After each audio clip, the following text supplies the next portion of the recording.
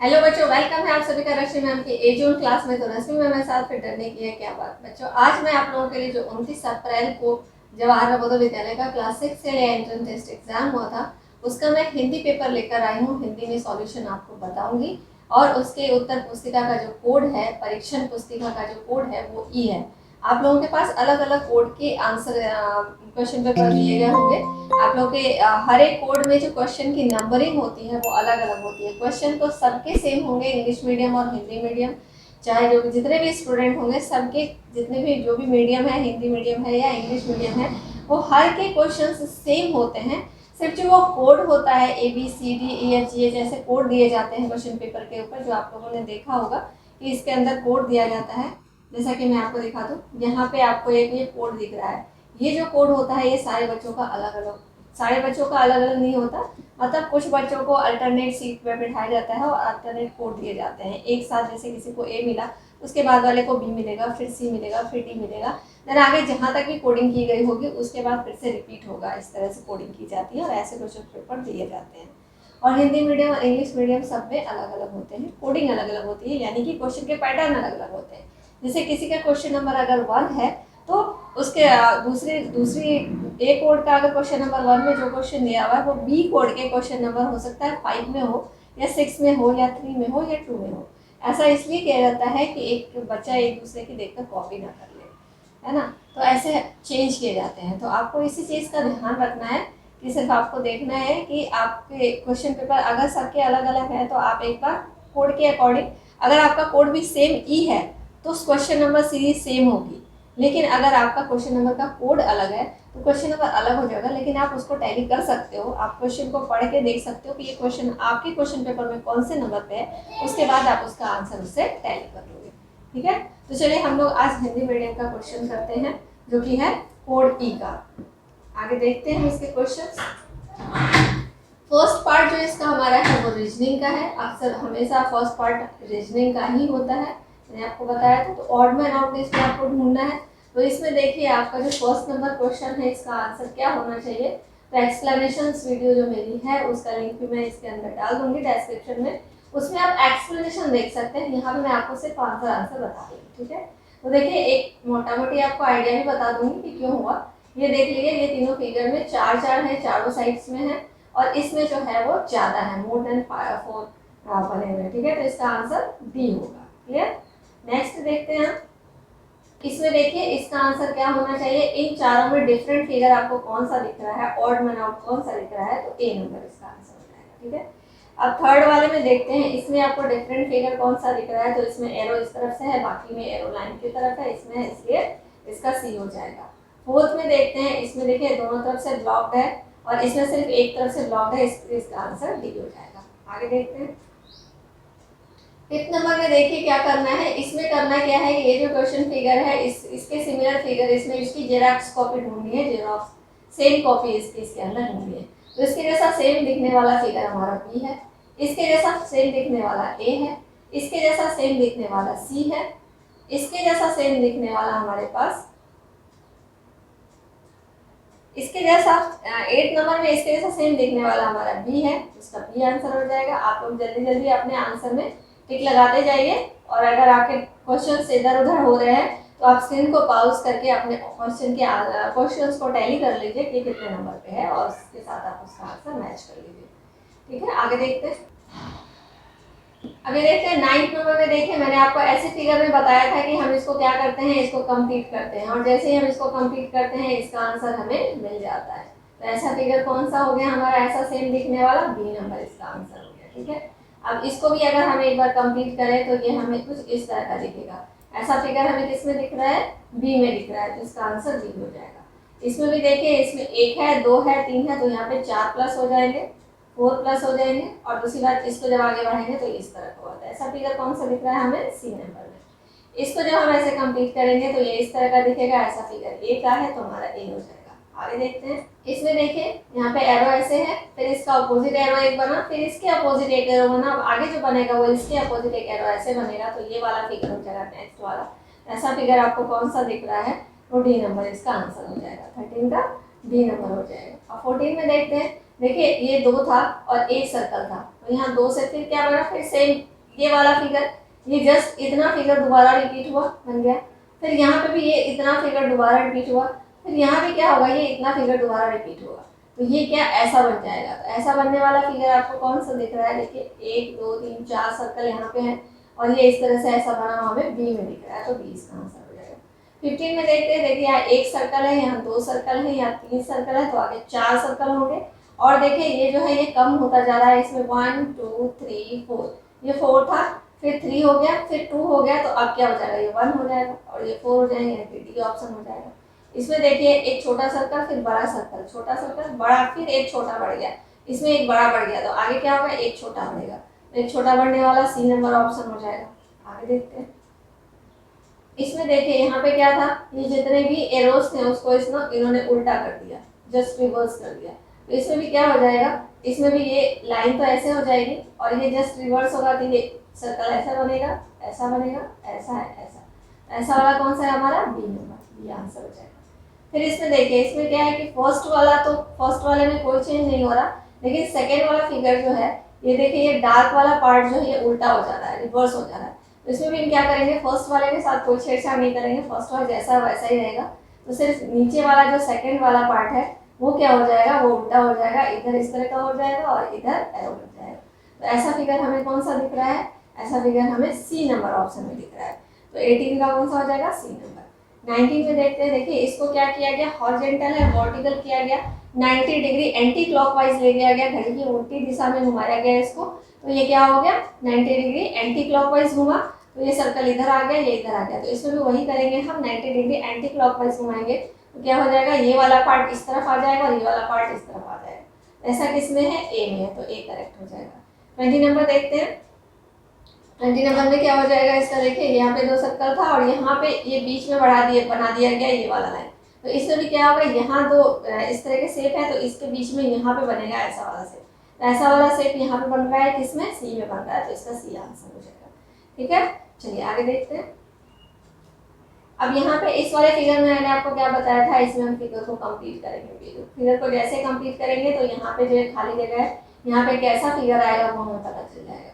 तो ऐसा देखिए, ऐसा फिगर आपको कहाँ पे दिख रहा है, तो बी नंबर। ये सारे क्वेश्चंस मैंने आपको क्लास की वीडियो में बताए हुए थे, अगर आप लोगों ने किया होगा तो आप लोगों से कोई गलती का चांस नहीं है, हर एक क्वेश्चन मैंने वीडियो में कराया हुआ है, जो भी क्लास मैंने करवाई है, लाइव वीडियोस लिए थे मैंने, फ्री ऑफ कॉस्ट वीडियो था वो, उसमें कोई भी पेड वीडियो नहीं था, उसमें आप लोगों ने अगर देखा हो तो आप लोगों के एक भी क्वेश्चन गलत होने के चांस नहीं थे।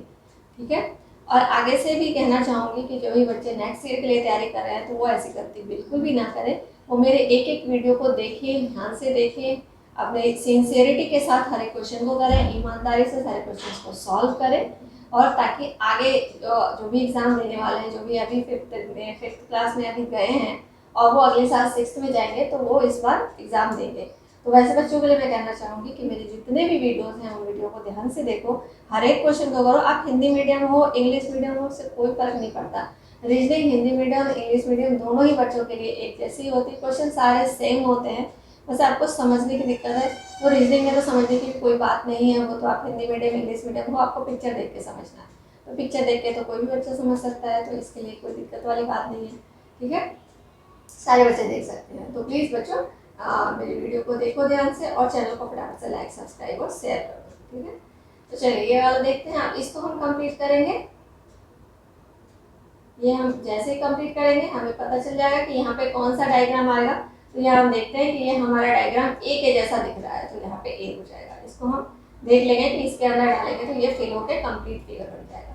अब हम ऐसे कंप्लीट करेंगे, इसको जैसे ही हम ऐसे कंप्लीट बढ़ाएंगे तो हमें यहाँ पे ये दिख जाएगा कि ऐसा सेम शेप हमें कहाँ पे दिख रहा है, तो ये सेम शेप हमें डी में दिख रहा है, तो इसका आंसर हो जाएगा। ठीक है, अब देखते हैं 24 में। 24 में देखिए कि इसको हम कंप्लीट करते हैं, जैसे ही हम इसको कंप्लीट करते हैं पता चल जाता है कि यहाँ पे कौन सा शेप आ रहा है, तो बी का शेप, एक स्क्वायर शेप यहाँ पे दिख रहा है, तो इसका स्क्वायर शेप हो जाएगा आंसर। ठीक है, अब ये देखिए मिरर इमेज से रिलेटेड क्वेश्चन है। मिरर इमेज के भी चैप्टर को मैंने आपको बहुत अच्छे से समझाया था कि मिरर इमेज में किस तरह से कैसे इमेजेस बनती हैं, मिरर को कहाँ लगाते हैं तो कैसी इमेज दिखती है, सारी चीज़ें मैंने कॉन्सेप्ट बहुत ही अच्छे से क्लास में समझाया था। ठीक है, अगर आप लोगों ने देखा होगा तो आप लोग कोई गलती कर ही नहीं सकते इसमें, ठीक है। यहाँ देखिए पी इस तरह से है, तो पी कैसा बनेगा, पी ऐसे सबसे पहले पी बनेगा, जो सबसे पहले लास्ट में दिखता है वो सबसे पहले मिरर इमेज में बनता है, फिर बी बनेगा, फिर ए बनेगा। तो ऐसा फिगर आपको कौन सा दिख रहा है, तो बी नंबर ऑप्शन में हमें ऐसा फिगर दिख रहा है। तो 25 का क्या हो जाएगा हमारा बी। अब इसमें भी देखिए ये क्या हो जाएगा, जो जितना पास होता है वो पहले देखिए मिरर के जितना करीब होगा उसका इमेज सबसे पहले बनेगा। रीजन भी बताया था मैंने क्लास में, तो आप एक्सप्लेनेशन वीडियो को एक बार देख लीजिएगा, उसकी लिंक मैं डिस्क्रिप्शन में डाल दूंगी। उसमें मैंने पूरा एक्सप्लेनेशन दिया है कि किसका क्या रीजन है और कौन किसमें किसका क्या आंसर होगा, वो भी एक्सप्लेनेशन मैंने उसमें दिया हुआ है, ठीक है। तो आप उस वीडियो को एक बार जरूर देख लीजिएगा। ये हो गया मेरा। अब ऐसा फिगर आपको कौन सा दिख रहा है, सी नंबर, तो सी आंसर हो जाएगा। 27 में देखते हैं, तो पहले ये 2 सर्कल दिख रहे हैं, तो पहले ये 2 सर्कल बनेगा, फिर ये सर्कल दिख रहा है तो फिर ये बनेगा, उसके बाद ये बनेगा। तो ऐसा कौन सा हो गया हमारा। आपको जब भी कोई डाउट हो तो आप फटाफट से यहाँ पर ड्रॉ कर लो और देख लो कि कैसा दिख रहा है, ठीक है।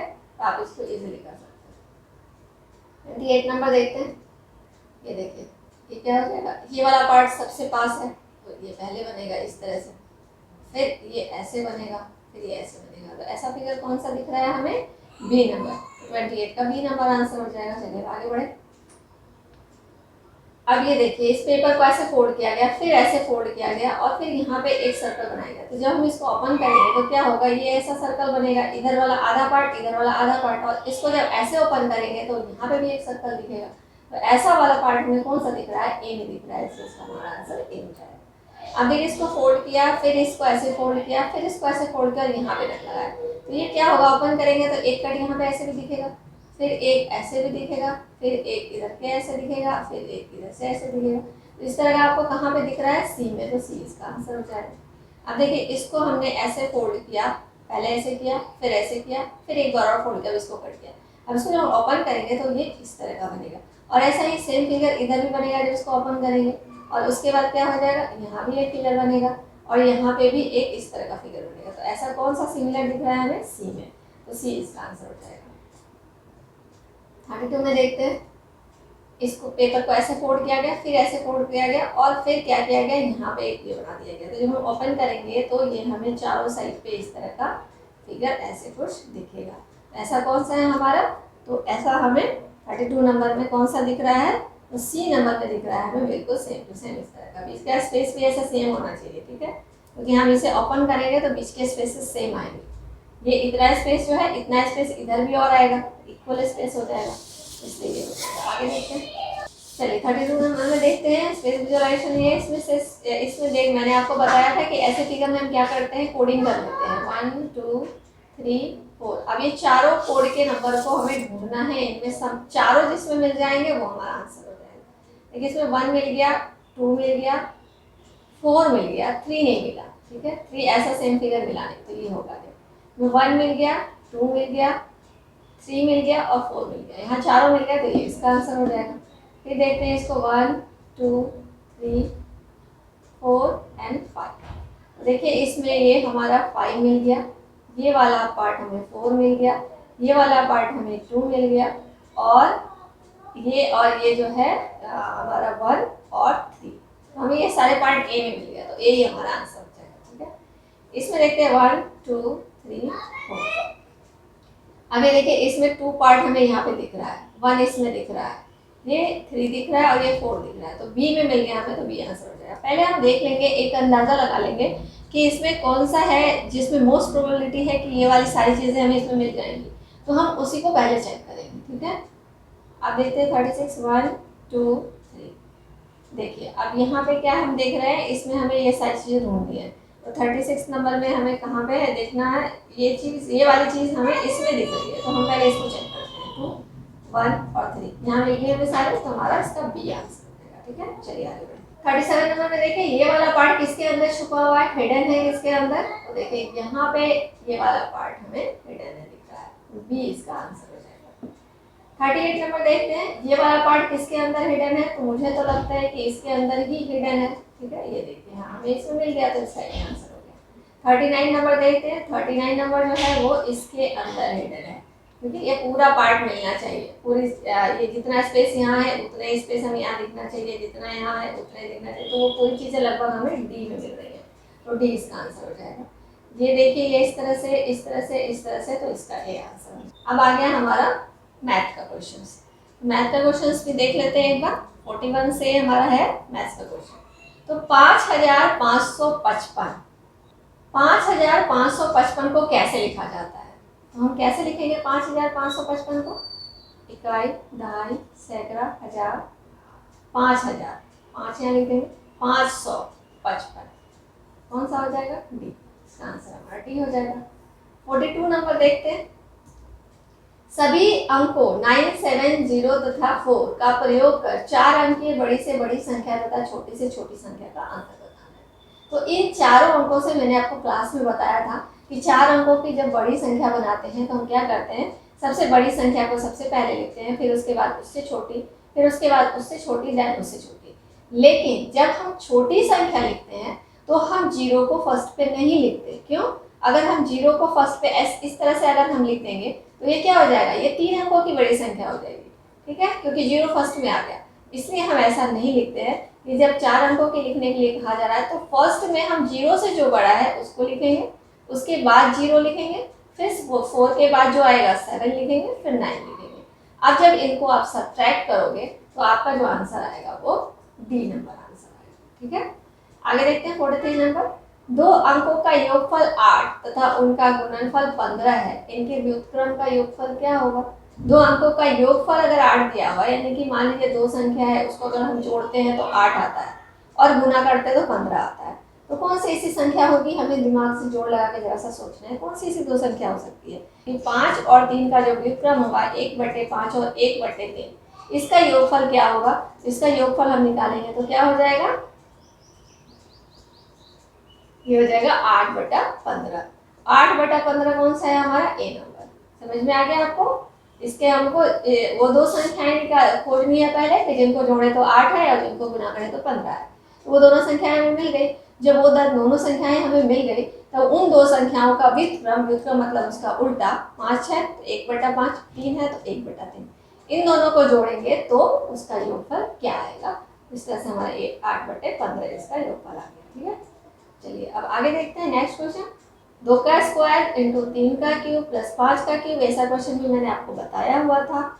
2 का स्क्वायर हो गया, 3 का क्यूब हो गया, 5 का 5 हो गया, और फिर क्या है? 2 का क्यूब, 3 का स्क्वायर, 5 का स्क्वायर और 7। और नेक्स्ट क्या है? 2 पे 4, 3 पे 4, 5 इंटू 7 पे 2 इंटू 13। अब इसमें क्या बताना है आपको? इसका महत्तम समापवर्त बताना है। महत्तम समापवर्त में हम क्या करते हैं, जो तीनों में कॉमन होता है वो लिखते हैं।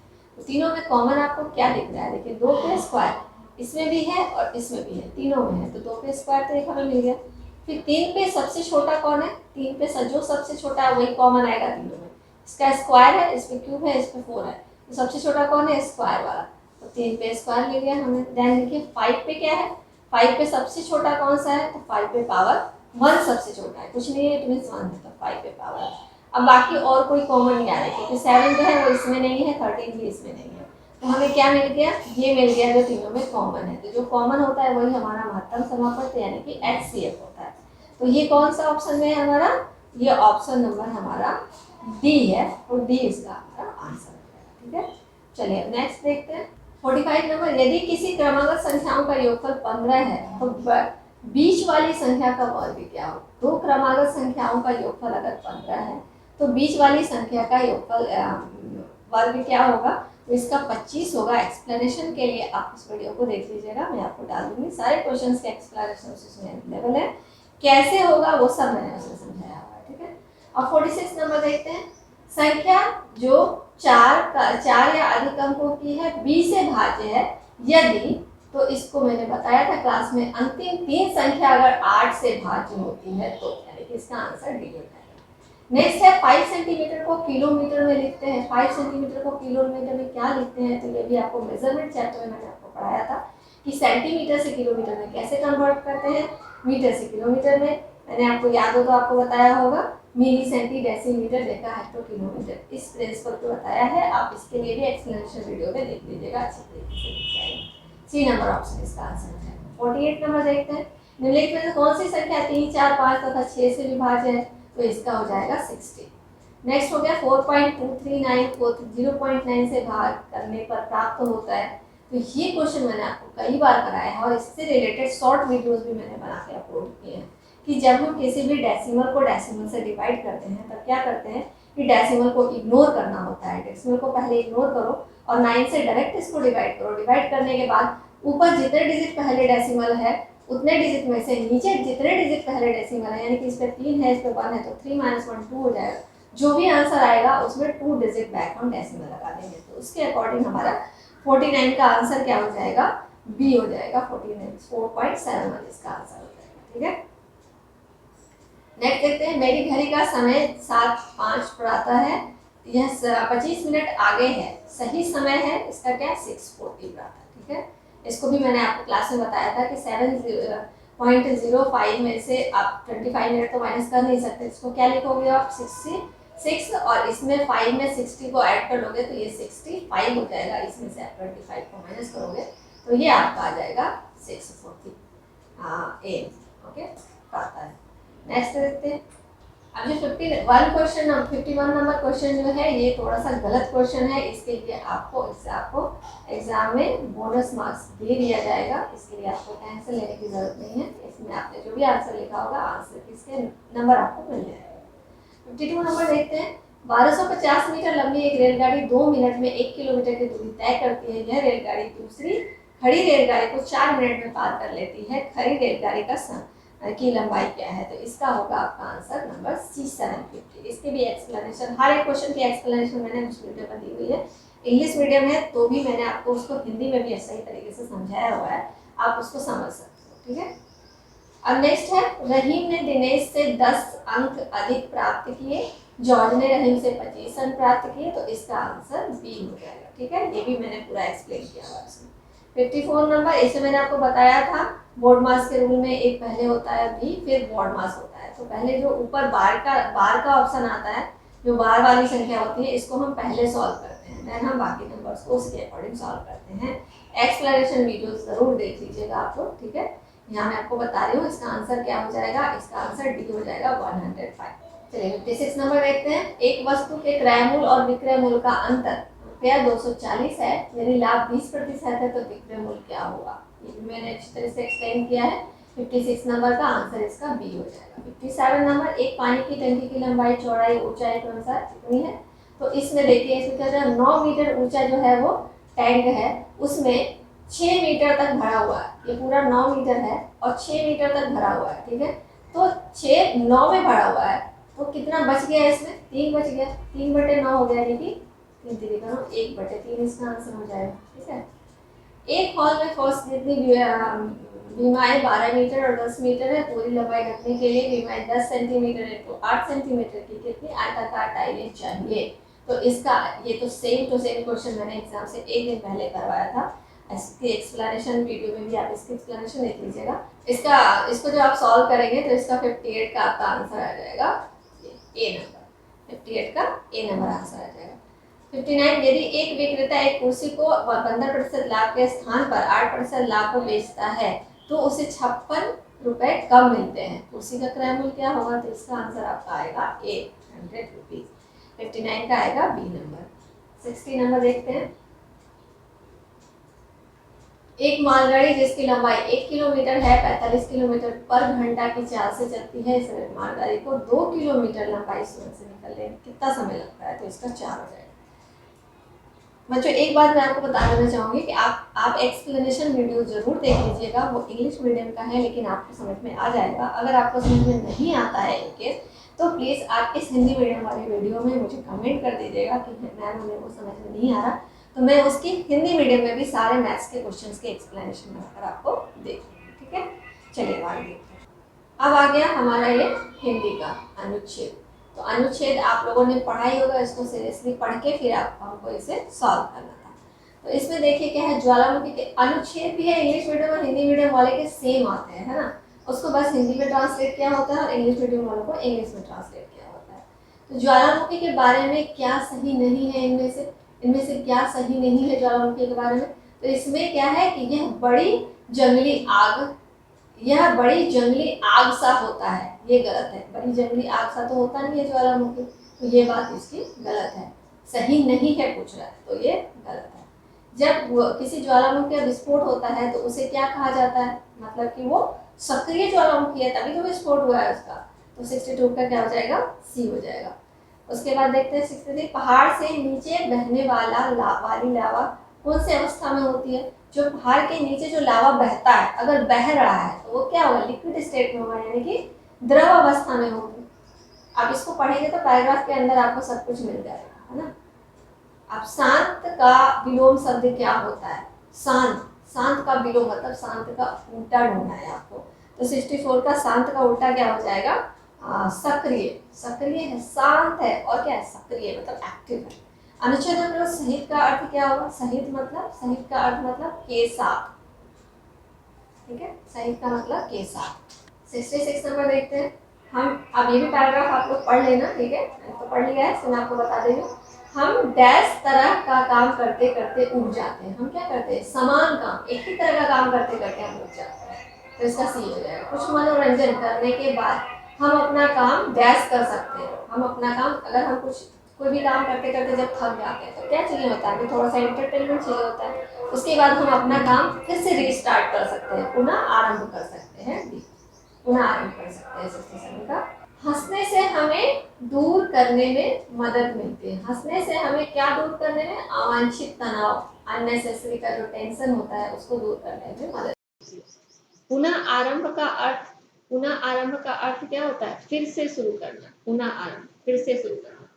तो 69 का बी हो जाएगा। क्षमता डैश का विपरीतार्थक है। क्षमता किसका विपरीतार्थक है, क्षमता अक्षमता। विपरीतार्थक मतलब उल्टा, क्षमता का उल्टा अक्षमता। तो चलिए 71 नंबर क्वेश्चन देखते हैं। इसमें क्या है, बाहरी रूप रंग प्रायः क्या होते हैं, धोखा देते हैं। बाहर से हम किसी को देख करके धोखा खा सकते हैं कि ये व्यक्ति अच्छा है या बुरा है, ये पहचानना मुश्किल है बाहर से देखकर। एक ही नज़र में क्या जानना कठिन है, देखिए यहाँ पे भी दिया हुआ था, उसकी बाहरी दिखावटी से कर सकते हैं, प्रायः धोखा देते हैं। एक ही नज़र में क्या जानना कठिन है, किसी भी व्यक्ति का सद्गुण जानना। यहाँ देखिए, यहाँ लिखा है एक ही बार में किसी व्यक्ति का सद्गुण को जानना कठिन है। अधिकतर हम किसी व्यक्ति के डैश से आकृष्ट हो जाते हैं, किससे, बाहरी रूप रंग से हम आकृष्ट हो जाते हैं। यहाँ देखिए, आकर्षित हो जाता है। किसी व्यक्ति का बाहर का लुकअप देख करके हम समझ लेते हैं कि वो आदमी अच्छा है, तो उसकी तरफ हम अट्रैक्ट भी हो जाते हैं। किसी भी व्यक्ति को देखने में अच्छा लगता है तो हम उसकी तरफ अट्रैक्ट हो जाते हैं, उससे बातें करने लग जाते हैं। तो ये क्या है कि हम बाहरी रूप रंग को देखकर आकृष्ट होते हैं।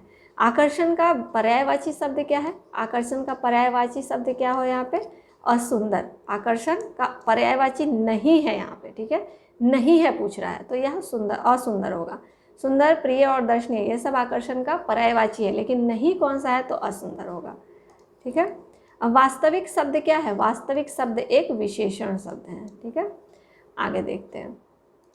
अब लाल बहादुर शास्त्री में के बारे में कुछ बातें लिखी गई हैं। लाल बहादुर शास्त्री भारत के कौन से प्रधानमंत्री थे, तो देखिए द्वितीय प्रधानमंत्री थे।